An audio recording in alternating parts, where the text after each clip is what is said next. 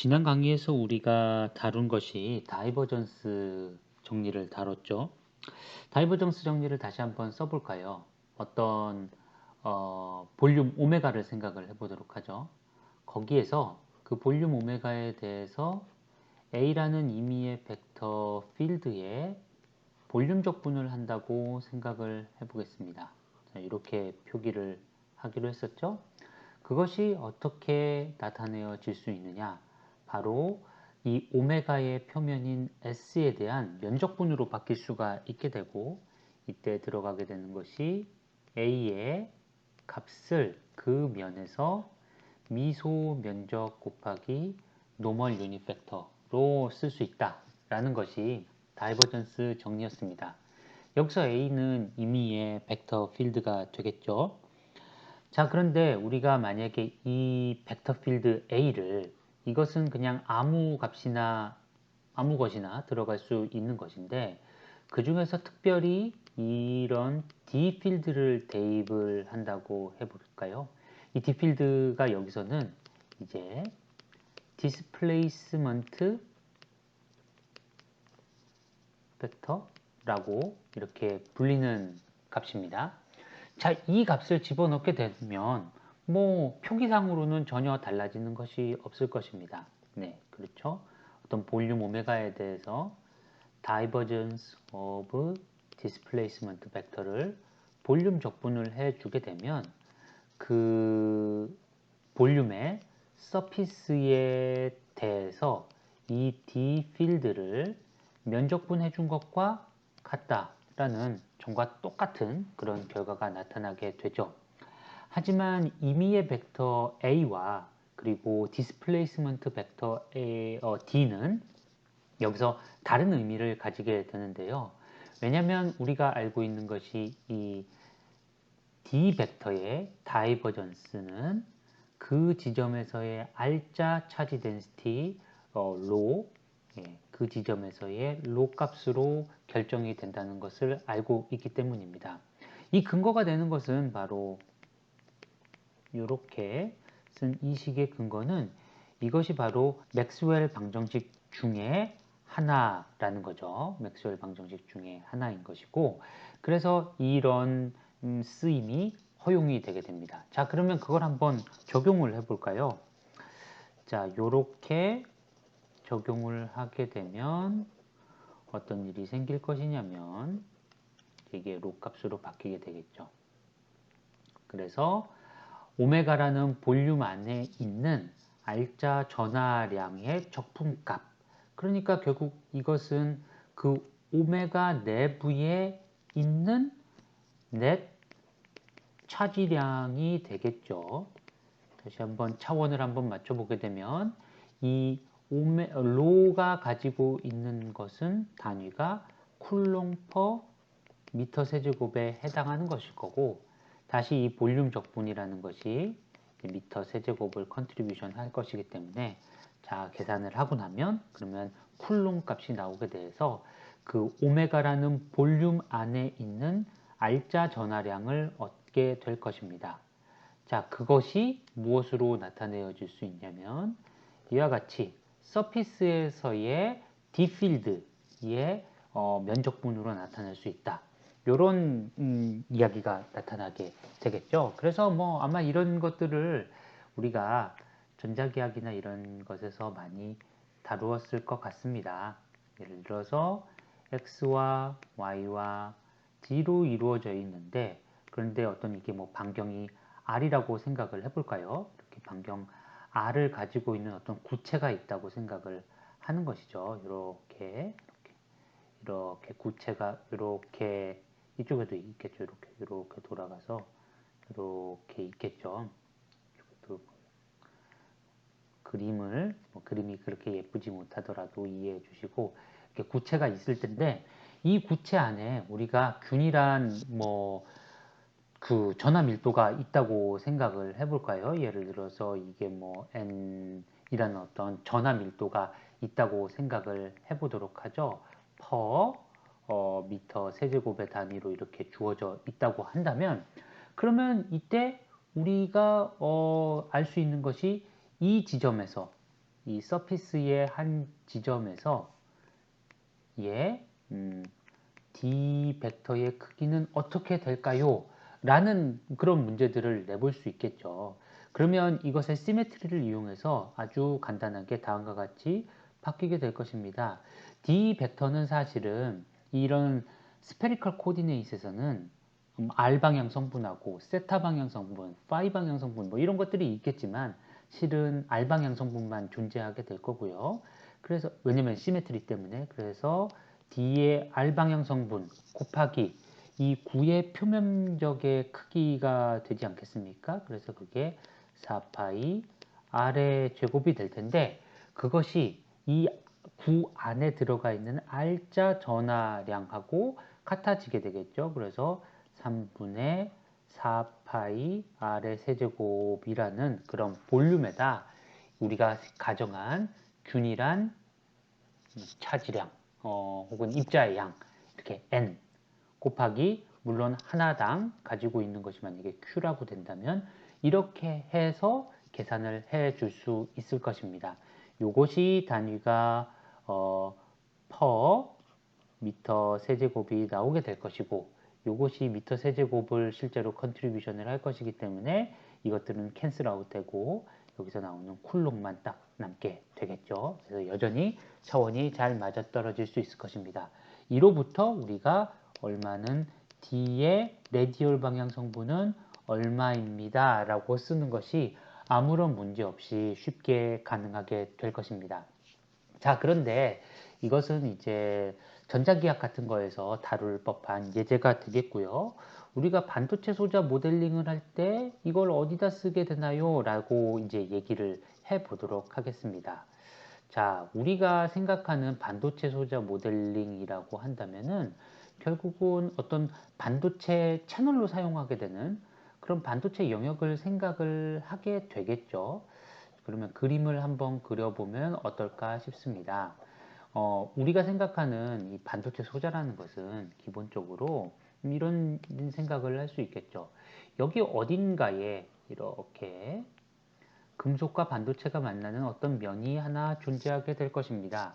그리고 저기 어디 더 먼 곳에 또 다른 형태의 이런 면이 존재하게 될 것입니다. 자, 요건 제가 지금 평면이라고 그린 것이고요. 그러면은 이 평면과 이 평면은 서로 다른 어떤 전극에 연결이 돼 있죠. 그래서 요거는 어떤 전극에 이렇게 연결이 돼 있고 그리고 이것은 또 다른 값을 가지고 있는 전극에 이렇게 연결이 되어 있습니다. 자, 이렇게 연결이 되어 있기 때문에 이 연결된 전극은 사실 그 지점에서의 전이라든지 혹은 전자나 홀의 상태를 결정하는 파라미터 같은 것들이 그 자체, 반도체 자체에 의해서 결정이 된다기보다는 전극에 연결되어 있기 때문에 전극의 특성에 의해서 결정이 된다는 겁니다. 즉, 이 지점들을 성질을 결정을 하는 것은 바로 얘가 결정을 해 준다는 것이고요. 그 다음에 얘의 성질을 결정을 해 주는 것은 바로 다름이 아니라 얘가 결정을 해 준다는 것이고요. 뭐 이런 생각을 가지고 있는 거죠. 그러고 나서 이 두 개의 면 사이에 연결되어 있는 이 중간에 어떤 위치들이 있을 거 아닙니까? 이 지점, 이 지점들의 반도체 물질에서의 어떤 물리적인 값들은 어떻게 구해질까요? 그것은 바로 우리가 알아내야 될 어떤 것이라는 거죠. 이렇게 있어서 이 안에서 어떤 특정 지점 R이라는 것이 있었을 때 그 지점에 전자는 얼마나 있나요? 혹은 홀은 얼마나 있나요? 혹은 전자에 의한 전류 밀도는 어떤가요? 홀에 의한 전류 밀도는 어떤가요? 이런 질문들이 나오게 되는 것입니다. 자, 그러면 여러분들은 아주 손쉽게 제가 이런 그림을 왜 그렸는지를 이해하실 수 있을 거예요. 바로 우리가 지금까지 계속 얘기하던 오메가가 바로 여기서 나타나고 있는 이 반도체 영역에 해당할 것이다 라는 것을 알 수가 있습니다. 자, 그래서 그런 내용을 쭉 생각을 해보면 이걸 다시 한번 읽어볼까요? 이걸 다시 읽어보게 된다면 우리가 어떤 반도체 소자를 생각을 할 때 그 반도체 소자 안에 들어있는 알짜 전하량을 다 구한다면, 적분을 통해서 다 구해내게 된다면 그것은 서피스를 통해 가지고 빠져나가는 그런 D필드의 그 면적분 값하고 같게 될 것이다 라는 것을 알게 되는 것이죠. 다시 말씀드리면 처음에 말한 알짜 전하량이라고 하는 것이 바로 저의 좌변 이야기를 한 것이었고요. 서피스를 통해서 빠져나가는 그 딥필드의 값이라고 말하는 것이 우변의 값을 얘기를 하는 것이 되겠습니다. 자, 그래서 이와 같은 관계식은 사실 일반적인 어떤 반도체 소자에라도 다 성립이 되게 되는 이야기겠죠. 그래서 이것을 어디에나 적용이 가능한데, 특별히 우리는 나중에 이것을 어디에 적용을 하려고 하냐면 모스펫이라는 소자에 적용을 하려고 합니다. 이 모스펫이라는 소자는 제가 그린 것처럼 이렇게 두 개의 전극으로 이루어져 있는 것이 아니고 거기에 또 하나의 전극의 존재가 있고요. 여기에 별도의 그 전극이 존재하게 되고요. 이 전극에서의 우리가 전압을 걸어줌에 따라 가지고 반도체 내부에서의 전자 농도나 홀 농도를 조절할 수 있게 되는데, 그것을 다루게 될 때에도 그때도 역시 이 형태는 만족이 되어야겠죠. 네, 그렇습니다. 그래서 이 방정식이 지극히 중요하게 사용이 된다는 것을 말씀을 드리고 싶습니다. 자, 오늘 내용에서 조금 더 말씀을 드려야 될 것이 있을 것 같은데요. 자, 방금 전에 저는 어떤 일을 했냐면 바로 다이버전스 정리를 가지고 이런 식을 유도를 해내는데 성공을 했습니다. 이 식을 유도를 해낼 때 우리가 적용했었던 그 방정식은 어떤 거냐면 D필드의 다이버전스가 넷 차지 데ን시티와 같다라는 이런 조건을 사용을 했었죠. 그래서 그를 통해 가지고 이런 관계식을 얻었는데, 한번 이런 거를 해보면 어떨까 싶습니다. 만약에 우리가 적분을 하는 것이 방금 위에는 어떤 일을 했냐면 D필드의 다이버전스를 이렇게 볼륨 적분을 했었잖아요. 그래서 그것이 어떻게 바뀔 수 있었냐면 이 로로 바뀌어가지고 이렇게 바뀐 거였죠. 이렇게 로에 이렇게 바뀌었던 거죠. 근데 이렇게 간단한 이야기 말고 우리 조금 더 복잡한 이야기를 해보면 어떨까 싶어가지고 얘기를 가지고 왔습니다. 자, 어떤 거냐면 이런 방정식이 아니고 여기에 방정식이라기보다 이런 피적분항이 아니고 우리가 피적분항을 조금 더 복잡하게 만들어 보면 어떨까요? 라고 지금 제안을 드리는 겁니다. 즉 D필드 아니죠. D필드의 다이버전스를 고지고대로 적분을 하지 말고 거기다 어떤 웨이팅 팩터를 하나를 넣어주면 어떨까요? 라고 제가 지금 제안을 드리는 겁니다. 그래서 이걸 뭐 웨이팅 팩터니까 W라고 한번 불러볼까요? 그래서 이거는 포지션에 대해서 디펜던트 한다고 생각을 해보도록 하죠. 자, 그렇게 되면 그러니까 이런 거죠. 그 전에는 D 벡터의 디스플레이스먼트 벡터의 다이버전스를 무작정 적분을 했다고 생각을 한다면, 지금 제가 제안하는 조금 더 복잡한 이런 상황에서는 그 각 지점마다 웨이팅 팩터를 붙여서 어떤 지점은 더 큰 가중치를 두고 어떤 지점은 좀 더 작은 가중치를 두고 이러면 어떻게 되느냐 라는 것에 대해서 얘기를 해보자는 겁니다. 자, 그러면 이걸 보면 우리가 이걸 다이버전스 정리로 쓸 수 있나요? 다이버전스 정리로 쓸 수가 없죠. 왜냐하면 다이버전스 정리를 사용을 하기 위해서는 P적분항이 어떤 벡터 필드의 다이버전스여야 돼요. 하지만 지금 우리가 가지고 있는 이 항은 어떤 벡터 필드의 다이버전스 앞에다 다시 포지션에 디펜던트 하는 어떤 웨이팅 팩터가 곱해져 있는 것이기 때문에 다이버전스 시오름을 적용을 하기가 어렵습니다. 자, 그럼 어떡하자는 거죠? 자, 그래서 다음 과정을 한번 살펴보시죠. 이게 흔히 우리가 사용을 하게 될 테크닉 중에 하나인데, 이거를 여기 이렇게 다이버전스가 들어가잖아요. 근데 그거를 이렇게 생각을 해보자는 거죠. 이렇게 해서 W에 D, 이런가? 라고 하면 이 두 개가 같을까요? 틀릴까요? 이 두 개. 이 등식이 성립을 할까요? 안 할까요?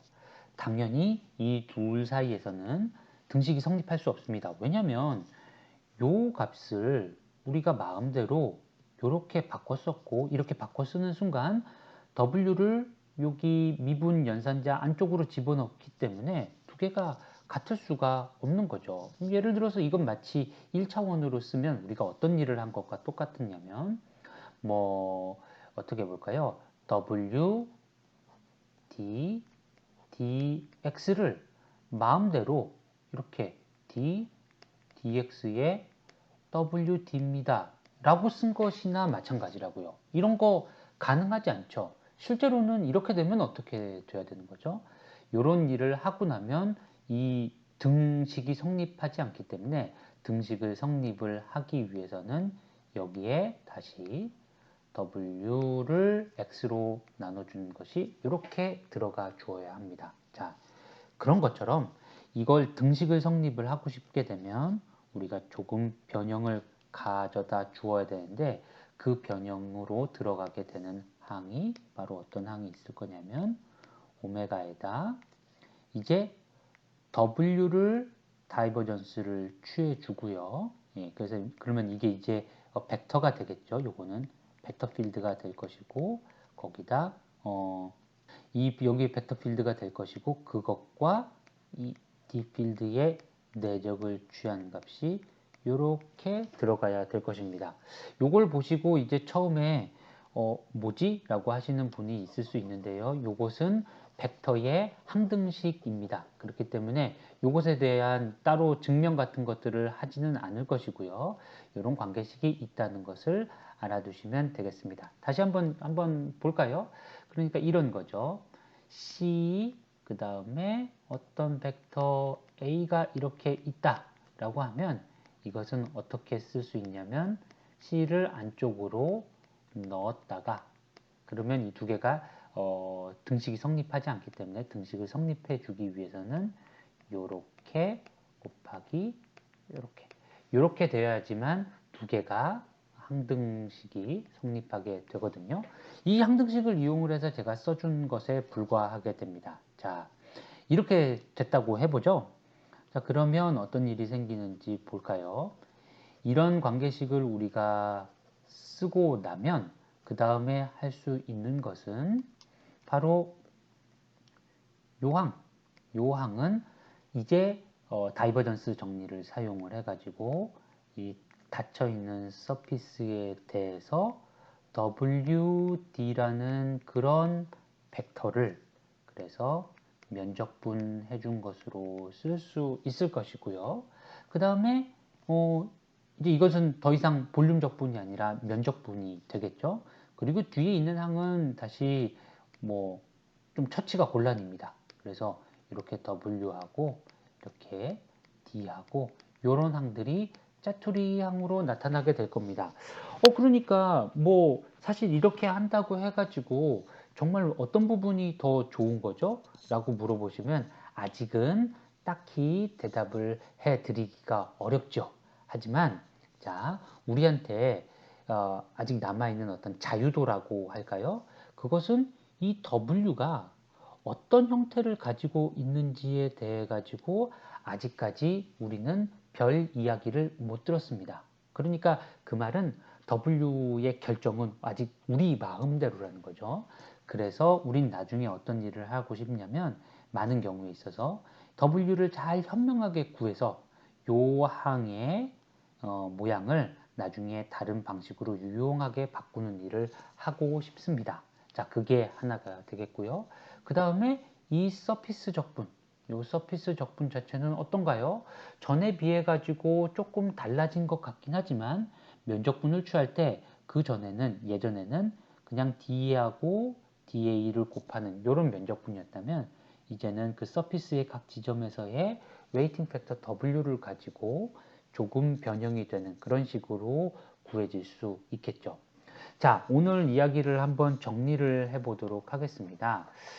자, 우리가 큰 관심이 있는 그 물리량 중에 하나가 디스플레이스먼트 벡터 D예요. D라는 벡터. 자, 다시 말씀드리지만 디스플레이스먼트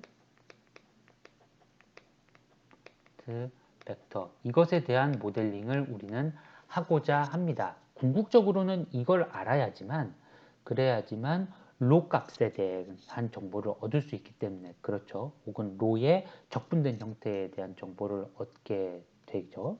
그런데 이거를 기본적으로 그러면은 우리가 알고 있는 식이 무엇이 있을까?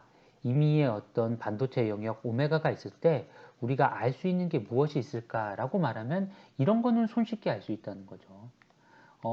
딥필드를 이제 서피스에 대해서 우리가 생각하는 반도체 영역의 서피스에 대해서 적분을 해준 것과 그 다음에 그냥 알짜 전하를 적분을 해준 것과 같습니다. 이건 왜 그랬었냐면은 바로 딥필드의 다이버전스가 로와 같다는 조건을 사용을 해서 해 주었습니다. 이건 이제 쉽게 알 수 있는 것이었는데 그거 말고 1번 이건 쉽게 알 수 있는 건데 그거 말고 우리가 만약에 구하려고 하는 것이 딥필드의 단순한 다이버전스의 적분값이 아니라 거기에 어떤 W라는 웨이팅 팩터를 놓고 그것을 볼륨에 대해서 적분을 하려고 한다면 어떤 일이 발생을 할 것인가에 대한 답은 그것은 바로 이와 같이 쓸 수가 있겠죠.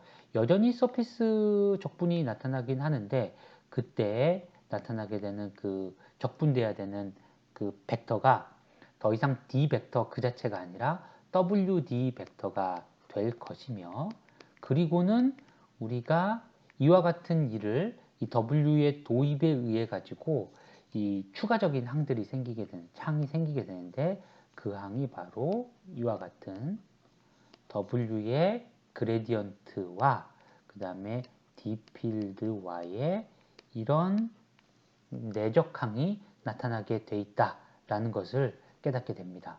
그러면 여기까지만 보시면 도대체 오늘 한 일이 무엇인가, 이걸 도대체 왜 하는 것인가 라는 생각이 드실 거예요. 사실 W가 어떤 형태를 가지고 있는지도 우리는 알지 못하고요. 그 다음에 이걸 한다고 하더라도 이와 같이 이 뒷부분에 이렇게 자투리 항이 남게 되고요. 그렇기 때문에 얘를 도대체 어디다 쓰자는 거지? 라는 생각을 하실 수가 있습니다. 그러나 우리가 계속해가지고 반도체 소자의 모델링을 생각을 할 때 있어서 이와 같은 웨이팅 팩터가 고려된 이러한 볼륨 적분은 정말로 중요한 역할을 하게 되어 있습니다. 자, 그에 대해 가지고는 우리가 조금 있다가 그 이후 강의에서 한번 다루어 보도록 할 텐데요.